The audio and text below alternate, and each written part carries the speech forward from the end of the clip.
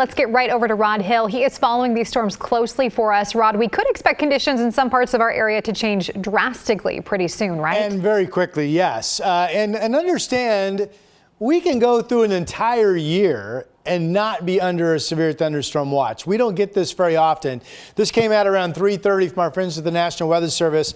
Notice it runs from Eugene all the way up through Longview, and actually it extends with the thunderstorm threat as far north as Seattle. Now, the watch from the Weather Service is up until 9 o'clock. I think there's at least the risk of thunder and lightning even throughout the evening until about midnight. The other advisories we are watching, this is for wind picking up in southeastern Oregon, so you folks on guard for that. In terms of what does it mean when we're under a watch for the potential of severe weather? The criteria the Weather Service uses so you can be prepared, gusts of 58 miles per hour or higher. This would not be anything widespread. It would be a micro wind event tied to an individual thunderstorm cell moving over. That could also produce hail of 1 inch in diameter or larger.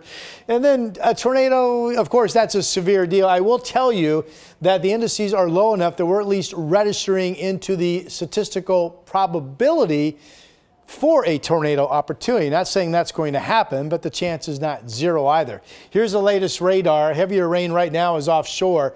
So it's just calmed down over the Coast Range. Earlier, just about 20 minutes ago, we had a pretty good light show in Lincoln County. It moved this side of McMinnville, and the rain you see right here. But that lightning has faded away for the time being. But we are starting to see rain move north of Highway 26, and we're starting to pick up some showers down in the Canby, Sandy area. Our models have been incredibly consistent in believing and showing that there is a heavy shower / thunderstorm threat up into Portland by the 5 o'clock hour this afternoon. And we are seeing things quickly starting to develop around the area. Heavy showers, large hail, wind gusts 40 to 60, and individual passing storms. Potentially the KGW impact alert up until midnight. Now, the Weather Service has the severe watch up until 9. And I think this could really be a story, too. Heavy rain rates, possible flash flooding. We've seen this in the past. You get a heavy downpour, it hits an area quickly, and in 30 minutes to 40, you have an inch of rain coming down. And just like that, you've got ponding and puddling, and you have an issue.